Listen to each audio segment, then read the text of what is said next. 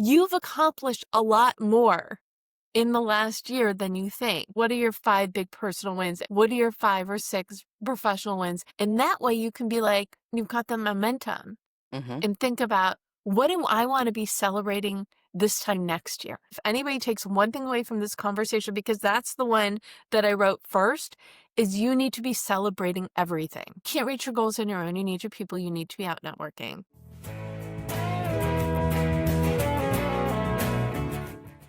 I'm Candace Rodarty. This is Gratitude Geek, the podcast where gratitude fuels your business. Our guest today is award-winning goal strategist Deb Eckerling. We are talking about 5 goal-setting changes that will have a big impact for you in 2026. Welcome, Deb. Thank you so much for having me. We set this up a while ago because you're super busy, and I've just been really looking forward to hanging out with you. Maybe one of my goals for 2026 is to be less busy. So I've been working on, I just sold another book that I'm co-writing. I'm working on a proposal. I've got my goal business, my book proposal business. And I had this exact conversation with myself this morning because we have a deadline the end of the year for the new book. And it's like, what can I get rid of? Literally, because I'm not going to get rid of sleep, not going to get rid of eating. I'm not going to get rid of being social. So what are the things that I am doing in my business or in my day-to-day that's taking away from making progress toward my own goals? So yes, do it. Do that. Actually, I think I've done a pretty good job. I schedule out 6 months in advance for the podcast. It just, because people cancel, if you don't pre-record. You have a live show. Actually, you have 3 podcasts, don't you? 4. So I've been on your live show. There's a difference. When you pre-record, sometimes the calendar doesn't match up. Well, so it's more like 3.5. So Gold Chat and the Book Proposal Podcast are our marketing podcast network. And I'm the editorial director, and one of the other people on, I guess, the steering team is like, we need to do the MPN Meta Marketing Show where we talk about the other shows. Deb, your editorial director, want to be my co-host. So that show is, we just talk about 4 of the other shows on the network. And that's probably, they're all the thing I love. Do you love that we're sidetracked off the gate? That's typical for me. So that they're all 4 different types. yeah, marketing is a huge all-encompassing thing. There's like so many different pieces of marketing. And there are people who are really good at one part of it who suck at other parts. So you do need to have a team when it comes to marketing.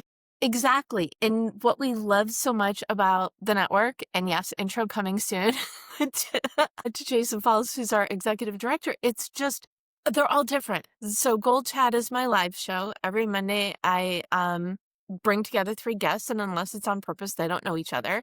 We chat for an hour. And that's the easiest one. Logistically, probably not, but I do the show, do the recaps, blog post, and then it goes out to the network on Thursdays.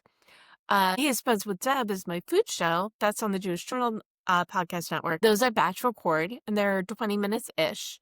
Because they're pre-recorded, you spend more time editing, right? And then the Book Proposal Podcast, that's my latest solo show, and it's audio only. And I'm answering frequently asked questions about writing a winning book proposal that sells, because I'm goal author, book proposal specialist. They're all the same skill set about figuring out what you're creating and creating it. But for that one, I'm like, okay, what am I not doing on my other shows? So it's audio only. It's me. It's 5-minute show. Oh, I love that. I've always had this fantasy of doing a 5-minute show. I just don't know what it would be. I haven't figured that out yet. I am once a year. Yeah, once a year. But once a year, I get to be a guest host for the Stupid History Minute, which is a minute-long podcast, but it's daily. For the month of January, the host, Pound, he likes to take the month of January off so he can go on vacation. So he gets his friends to record episodes for him. He sends me a script. I read it. I record it and send it back to him, and then he handles the rest of it. I love it. It's so much fun.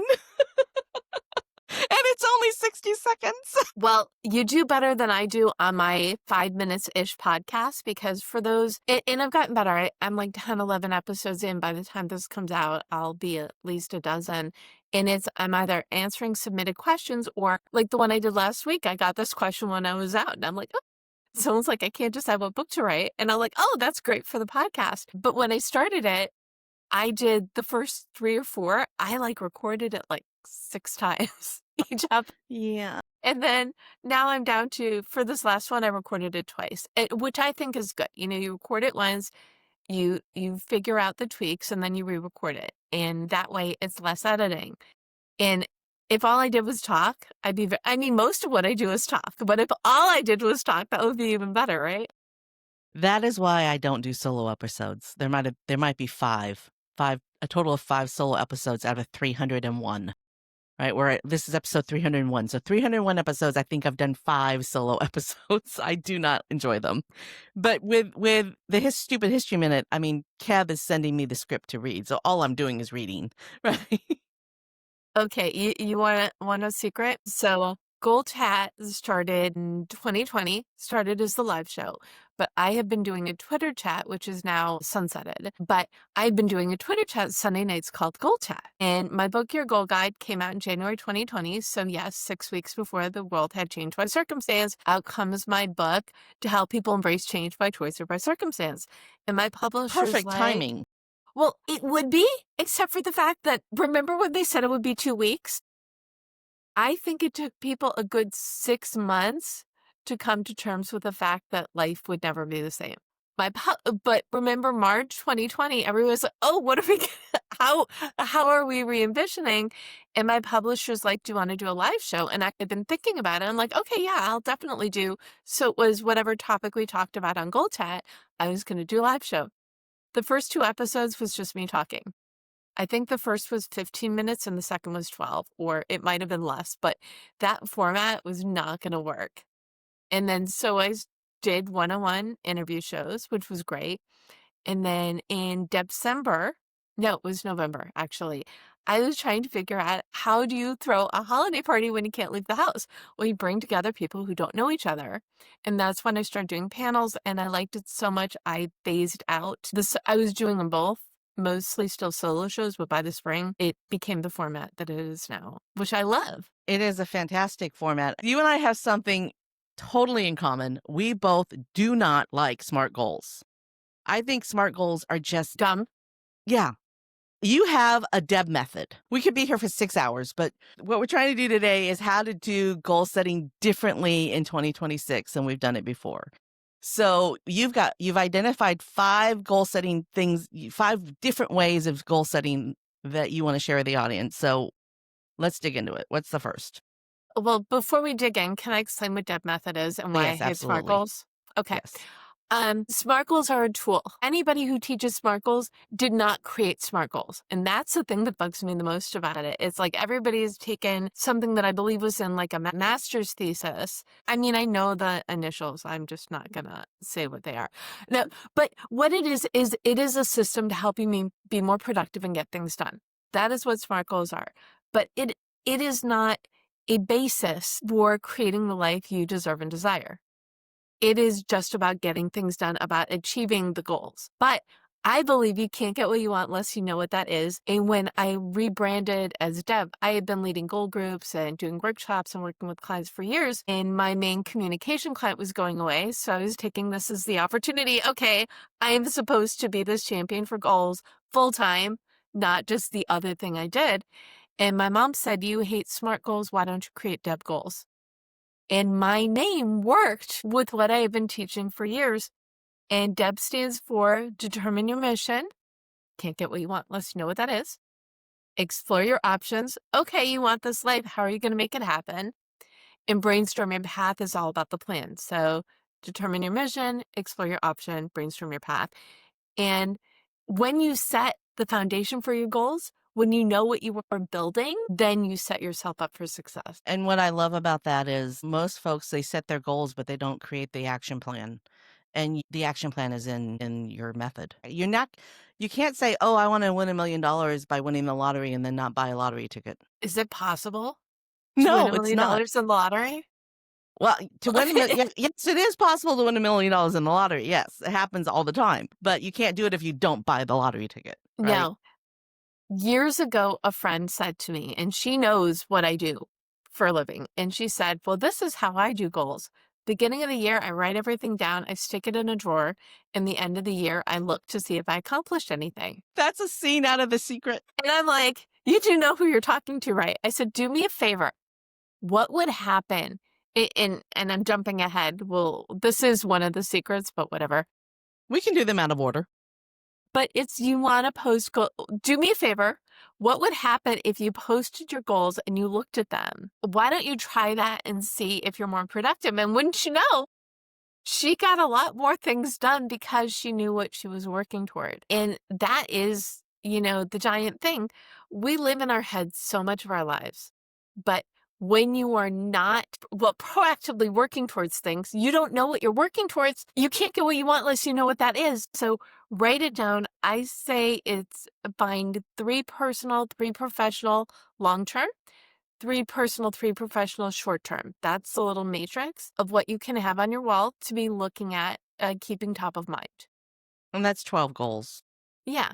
It's easy. And long-term goals can be, and actually think about it this way, it's really only 6. The short-term goals are in service of the long-term goals. Yes.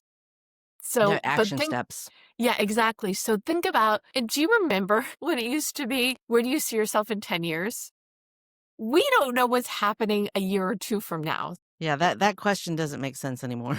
No. So think of, when you're thinking about your long-term goals, think about at the end of the year, what do you want to be celebrating having accomplished? And what are 3 short-term goals that you're doing in service of one or more of your long-term goals?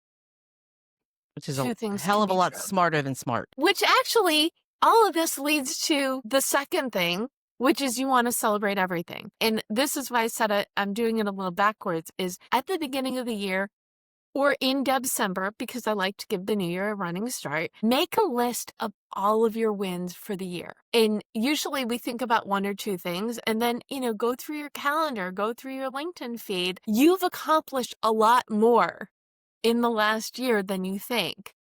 So you want to go through and write down, what are your 5 big personal wins? If it's 6, it's fine. What are your 5 or 6 professional wins? And that way you can be like, you've got the momentum and think about, what do I want to be celebrating this time next year? So start with celebrating now. See, what do I want to be when you're planning for the birth of a child or the birth of or a wedding or, anytime you're planning for a big event like that, it is a celebration. You're moving towards the celebration of the birth of my child, the celebration of my marriage, the celebration of I bought my first home, right? There is a celebration Yeah, on the none end of of it. those things. But you know where I'm going with this. You're celebrating. You're celebrating something, right? But the goal is the celebration. And yes, that's a great way of looking at it. It's not about the goal. It's about the win. Mm-hmm. It's what did you accomplish? And that's, if you take one, I hope you take more than one thing, but if anybody takes one thing away from this conversation, because that's the one that I wrote first, is you need to be celebrating everything. The little win. Yes, the best win is accomplishing your goals, whatever. All the steps, all the milestones along the way, embrace them. Give yourself little treats for little wins and big treats for big wins. One is, I am not an introvert. I am clearly not an introvert, but you can't reach your goals on your own. You need your people. You need to be out networking. I always say that a good networking goal, and this isn't even on my list, we'll call it a bonus. It used to be 1 networking event a week, but now that we're so used to being on the computer, there's no reason why you can't do 3. So 1 is a mixer, 1 is educational, and then 1 is like a virtual coffee or just a conversation. You can even do it on the phone. So I don't know if I can. 1 mixer, 1 education, 1 one-on-one. Okay? I'm talking about the phone. I don't get talking on the phone. I just don't like it. Well, earbuds, right? I like talking on the phone with my writing partner for this new book. We can do Zoom, but we do better on the phone and Google Docs. We don't need to see each other to be working simultaneously. Yeah. But I've gone not way off track. So can I just say that in 1998, my web designer and I designed the first custom furniture shopping cart, a shopping cart to buy custom furniture. We designed it together from like 11 o'clock at night until 2 o'clock in the morning while our babies were sleeping via AOL chat. Right? And front page, Microsoft front page. We created something that had never been created before. 2 moms with babies, nursing babies, from 11 o'clock at night to 2 o'clock in the morning with AOL Messenger. Right. So yeah, a lot can be done without actually talking to each other. Without on screen with Yeah. each other. Yeah. Yeah. Yeah. Yeah. So the goal, 3 networking instances a week. And for those introverts for whom this is painful, your reward is do it 3 weeks in a row, take a week off. That's an interesting reward. Yes. So the reward doesn't need to be meaningful to me. I mean, for me, Deb, taking a week off of networking, I think that's more punishment than reward for me. So it's gotta be, although there's a lot to be said for unplugging. There's a lot to be saying for leaving the house, do all of the things. But that's just an example of, if you're an introvert, this is your treat. You did the things. And you can take a break, take a week off. The other thing for you introvert people not like me, and even for the extrovert, almost anything can count as networking. You can be commenting on LinkedIn for 15-minute spurts. You can just pick up the phone and say, hi, how are you? To a friend, or just send a text or a message. Or I got one today. This is interesting. It's been a while. How are you doing? I got a text, but I don't know the number. If it's been a while and you're sending me I think it's a wrong number. But if it's been a while and you're sending a text to hi, how are you? Sign your name. Don't make it hard on the people, because I think it's goofy. It's a current scam. Like here's one that I know is a scam. Do you guys provide marketing? Phone number I don't recognize, didn't sign. So yeah, if I go through my phone, I could probably find a whole bunch of them. But yeah, the people have gotten a hold of our phone numbers, and they are trying to start conversations. Like I've had some before. Hey, let's grab dinner tonight. Clearly, a phone number I don't recognize. Hey, let's grab dinner tonight. Block. So yeah, that's proof that you're a real person when you send that text message. Hey, it's Deb. How have you been? Hey, it's Deb. We met at. Yes, networking is part of reaching your goals. Yeah, that's true. And my favorite networking activity is my show, because if I meet someone new, I really like them. I'm like, okay, come on, Goal Chat. Or I haven't seen someone in a while. Okay, let's get you booked on Goal Chat. I've got one coming up that I'll do after this conversation, but will run before this, which are 3 people I've not had on the show before. And I think it'll be fine. But because I do a panel show, I really don't know how, I mean, I kind of know how it happened. To at least have one person who's been on the show before, it just happened that way. It doesn't matter.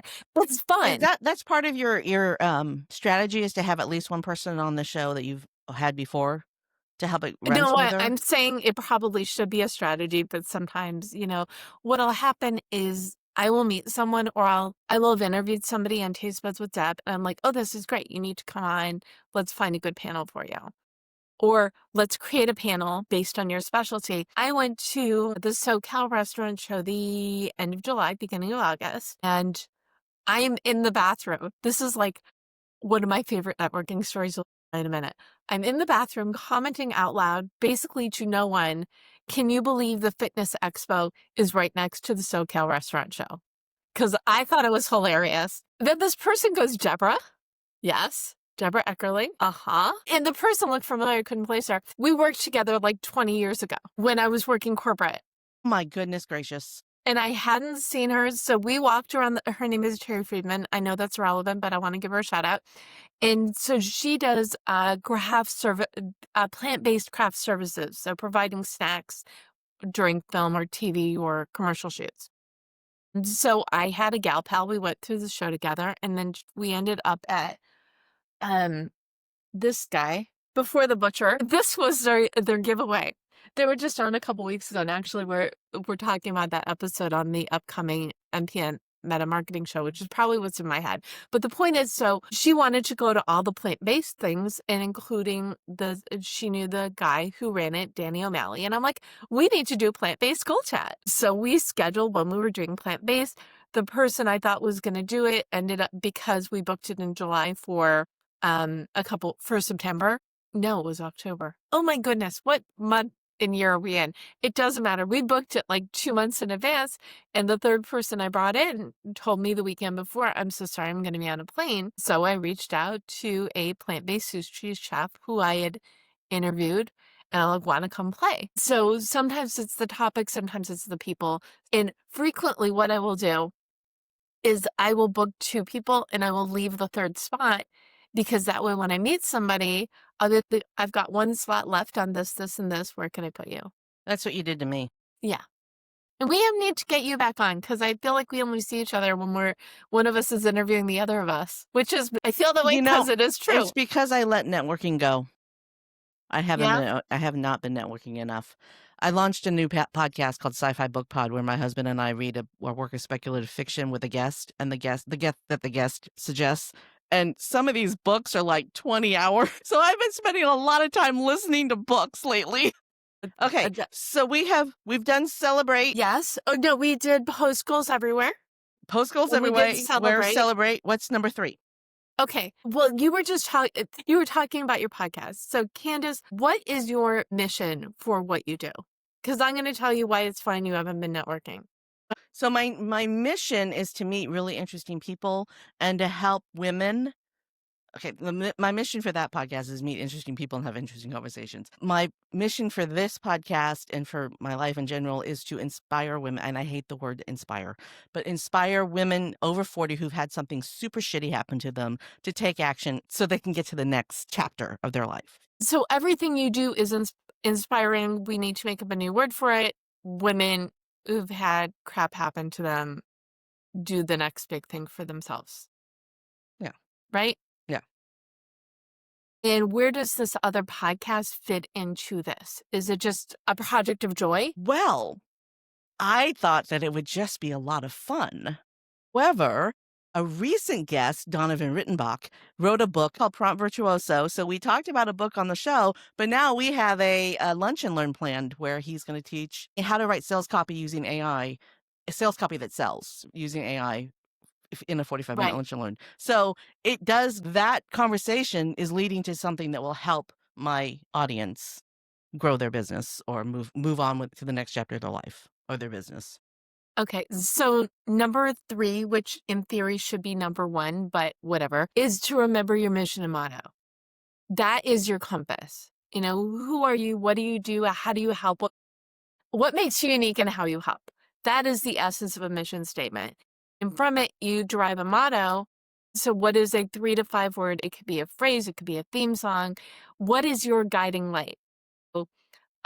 My mission statement is to use my systems background books to help as many people as possible figure out what they want and how to get it so they can live better, more fulfilled lives and in turn help other people. So as long as your mission statement is long and clunky, you're doing it right? And so my motto is goal setting simplified, because changing your life is challenging enough. The instructions need to be easy. So I made them really easy. With what I do with my book proposal consulting, book proposal simplified. How to work writing a saleable book proposal into your already busy life. So everything that I do has got that simplified in mind. So when you know your mission statement, when you know your motto, when opportunities come your way, you can evaluate them. Is this in alignment? Great. Yes, let's do it. If it's not in alignment, does it give you other benefits? Benefit could be fun. It could be nurturing, self-care, something you've never done before. It could be different, but it's still going to serve your missions, right? So by remembering or refreshing your mission and motto, that's going to keep you moving forward toward your goals because you've got this great decision tree. My motto is gratitude as a business strategy. And everything that you do is in that alignment. I've got this great story. About 10 years ago, a friend of mine was putting together a panel of women who were working in the corporate sphere. I hadn't worked in corporate for years, but friend asked, okay, why not? I regretted it the second I got off the phone. Yes, another phone call. But I said yes, and I didn't want to back out. The morning of the event, the venue fell through and it was canceled. So the universe was protecting me. She rescheduled for January. And I said, I would love to help you out, but January is goal season and I cannot commit to anything else that is away from what I do. She replaced me on the panel with a 20-something life coach. So my instinct, and if you're a life coach and you're listening, please do not freak out. I have the utmost respect, but I do believe unless you are a special circumstance, you need to be more than your 20s to be a life coach. You do not have enough experience. So to me, the fact that that's who she replaced me with was confirmation that it was not in alignment with who I am and how I need to be presented to the world. Knowing that alignment is excellent. Yes. Okay, we've done 4, and we're running low on time, so we gotta speed up because I want to talk about your the forward and the afterward of your book before we wrap up. So let's do number 5, and then we'll talk about your book. Number 5 is use directed journaling.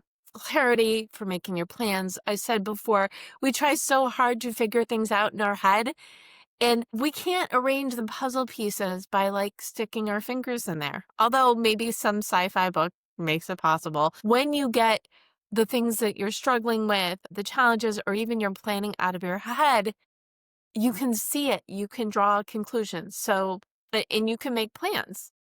So this is how it works. You want to schedule 3, 4, 5, 15-minute appointments with yourself. This is if you can't decide what's next for you, or you're trying to decide between 2 paths, or even it can be, what are my goals for 2026? During that, what do I want to accomplish? What win do I want to be celebrating the end of the year? That is perfectly acceptable directed journaling prompt. So during these 15-minute sprints, answer a very specific question or series of questions. Do not read it until after you've completed the exercise, then read it straight through with a highlighter or a notepad, find the common themes.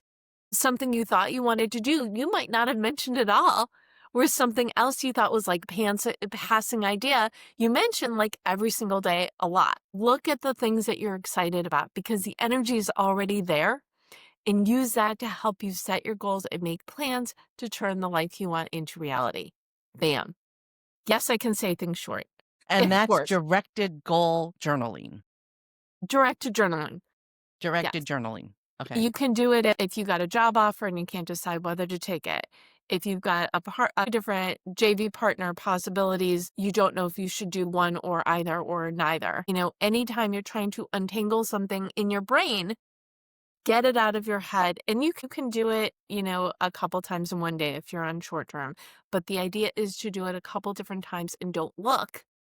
You know the answers. You just have to ask yourselves the question. So review the 5 goal setting changes to make a big impact in 2026. Wait, did I do 5? I have on my list, I only did 4. I've got post goals everywhere. We did that. Celebrate all wins. Remember your mission and motto. Directed journaling for clarity and planning. I have 4. Was there one more? No? I got one more. I've Share got one 10 more. more, but I will give one more. Share one more. Well, and this kind of goes back to the celebrating the wins is to track your progress. If your goals are big, and why wouldn't you? You know, you want big goals, small goals, you know, stretch goals, but also realistic goals. So you've got a lot of things going on, but especially things like you're doing on spec, you're writing a book, you want to start a course, you want to start speaking, you want to start a podcast. Actually, some of these you can do quickly. If your big goal is to become a known expert in your field, you've got to do the things to get there. If your big goal is to start a business, there are a lot of different mini goals that you need to do to get there. And if you're doing it alongside your day job or your consulting or whatever else it is, it may take a while. It likely will. When you track your progress, that way you keep your accomplishments top of mind. So you can do this in a couple different ways. I like to keep a win list. So the end of the day at 6 o'clock, I have a notification comes up, you know, wins dash month year. And then put the date, you write 3 or 4 things down. That way, when you're feeling dejected, oh, it's taking forever, you could just look at your win list and you'll be like, oh, I did all these things. I guess I'm doing well.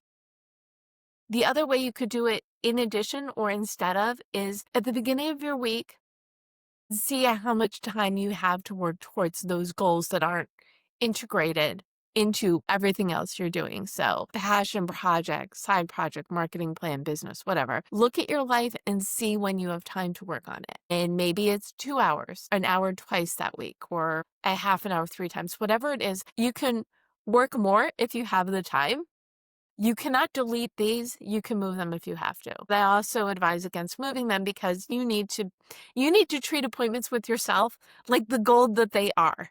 The same way you would treat an appointment with someone else. So look at your schedule each week, set aside some goal times, and after you do the work, put in there what you accomplished.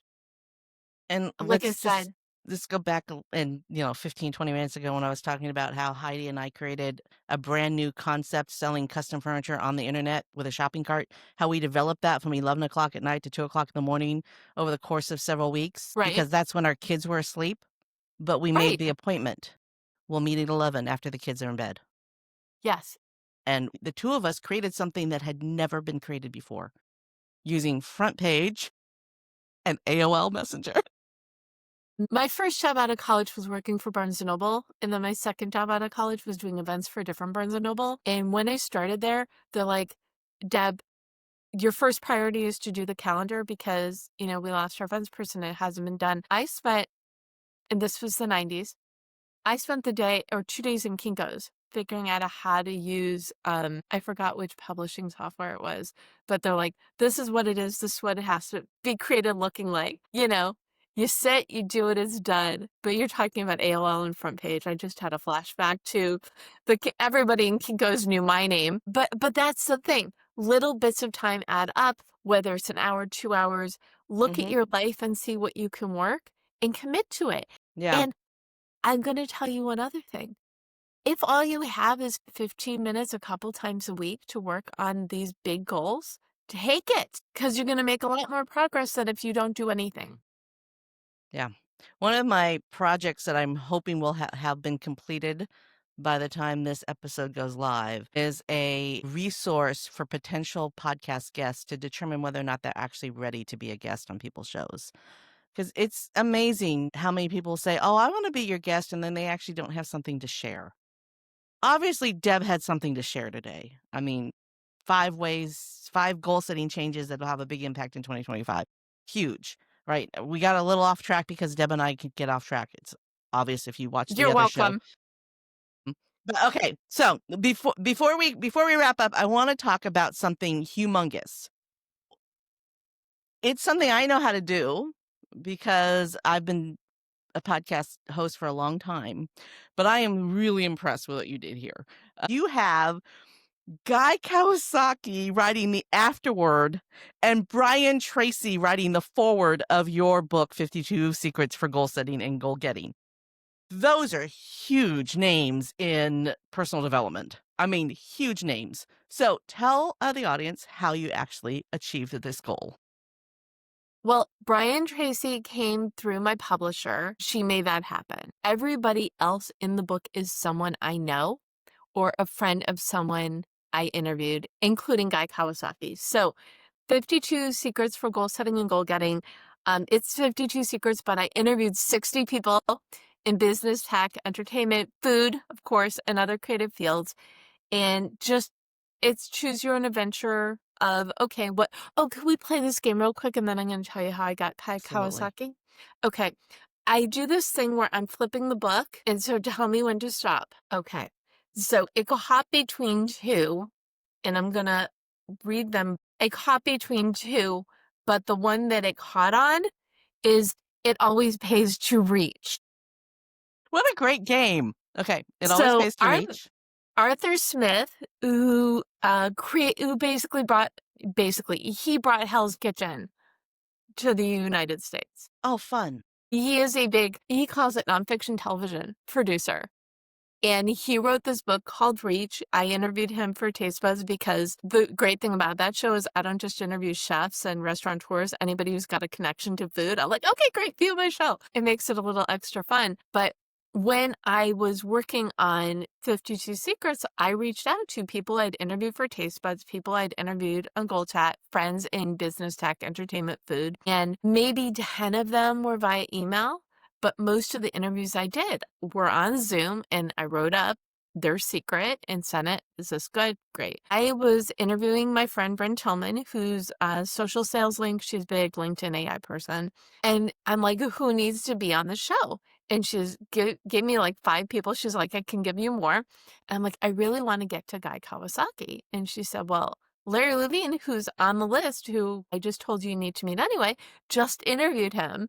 So after you interview him, you can ask him if he can do an intro. And that's what happened. I reached, and I had met him before because I used to do special projects for social media marketing world. So I'd met him like a couple times in the social sphere, but I didn't know him. So I did an email.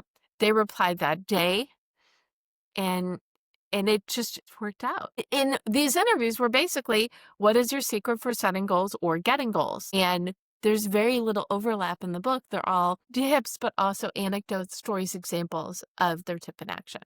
And that's how I got Guy Kawasaki, because I asked.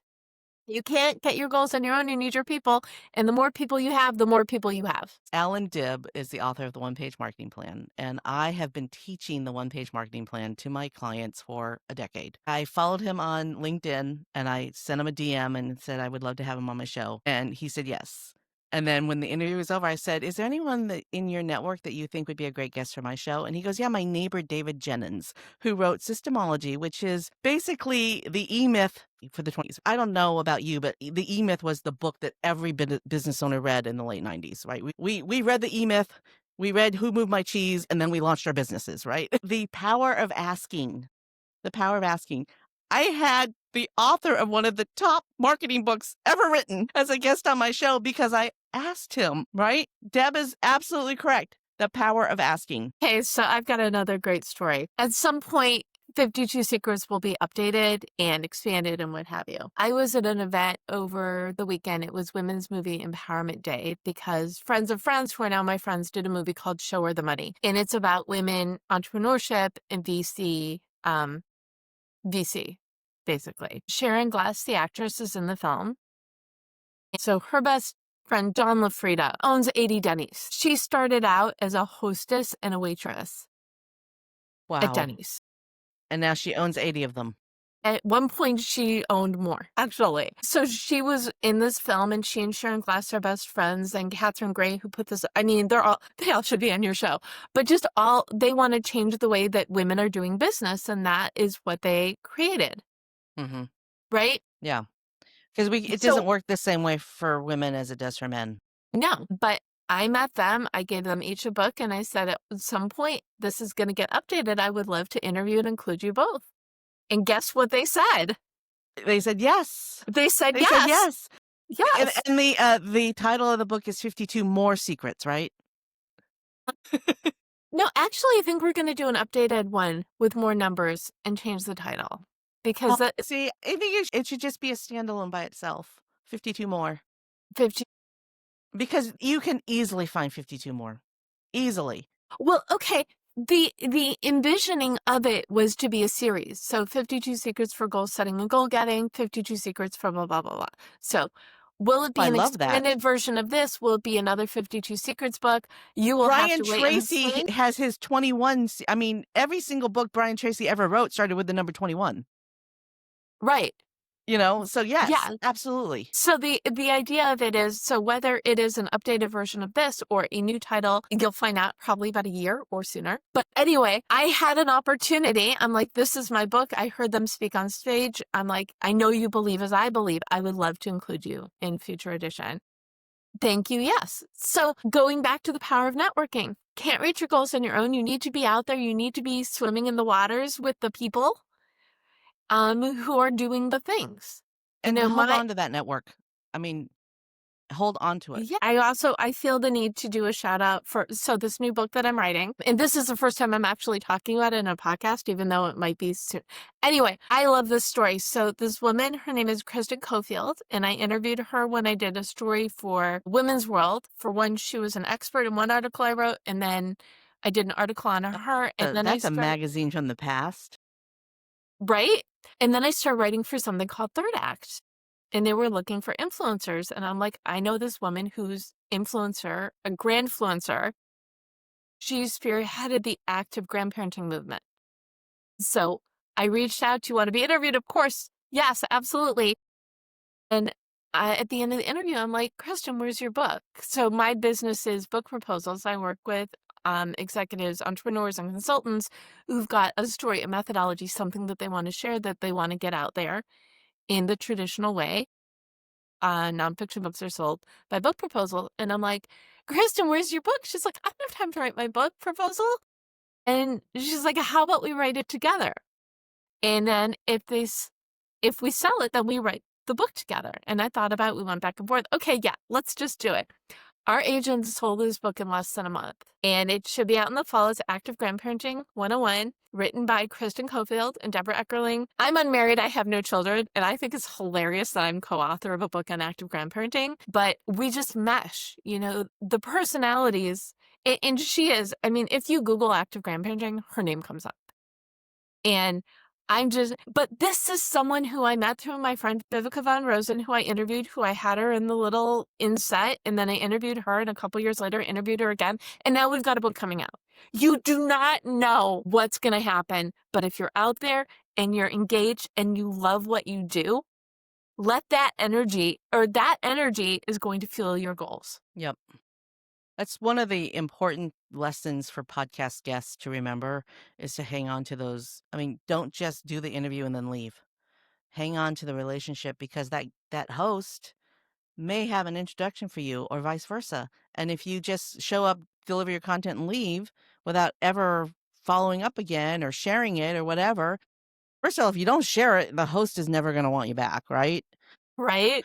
I turned my when I was a guest on your show, I turned that into a blog post. It's a blog post that the video is embedded on my website. It is there, right? It is forever. Yeah. I mean, it is evergreen. And also I talked about it, right? If you don't do that, you're missing out on this huge opportunity to expand your network exponentially because guests and hosts, it's so gorgeous. It is really time to wrap up. Is there anything that we have not covered that you want to talk about?